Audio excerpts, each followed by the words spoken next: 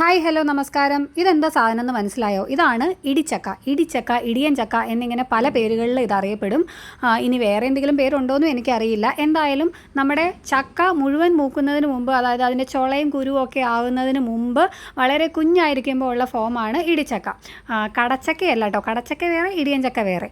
അപ്പം കടച്ചക്ക പോലെയൊക്കെ ഏകദേശം ഇരിക്കും കാണാനായിട്ട്. അപ്പം എന്തായാലും ഇത് ഭയങ്കര ടേസ്റ്റി ആയിട്ടൊരു സാധനമാണ്, ഭയങ്കര ഫൈബർ കണ്ടൻ്റുള്ള സാധനമാണ്, നമ്മുടെ ആരോഗ്യത്തിനൊക്കെ വളരെ നല്ല സാധനമാണ്. വിഷമൊന്നും അടിക്കാത്ത ഇതുപോലെയുള്ള സാധനങ്ങൾ കൈ കിട്ടുവാണെങ്കിൽ വിടരുത് കേട്ടോ. ഇത് വെച്ച് പല റെസിപ്പീസും നമുക്ക് ഉണ്ടാക്കാം. ഇത് വെച്ച് കട്ട്ലറ്റ് വരെ ഉണ്ടാക്കാം.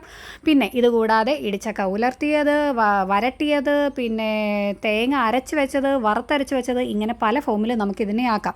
അപ്പം ഇനി ഇത് കൈ കിട്ടുവാണെങ്കിൽ ഞാൻ വേറെ ഒത്തിരി റെസിപ്പീസ് ഇതിൻ്റെ ചെയ്യുന്നതായിരിക്കും. ഇതിപ്പോൾ ഞാൻ ഇടിച്ചക്ക ഉലർത്തിയത് വളരെ ഈസി ആയിട്ടുള്ളൊരു റെസിപ്പിയാണ്, ഭയങ്കര ടേസ്റ്റിയാണ്. എൻ്റെ വ്ളോഗിൽ ഇട്ടിട്ടുണ്ട്. എല്ലാവരും ഒന്ന് പോയി കണ്ടു നോക്കണേ. താങ്ക്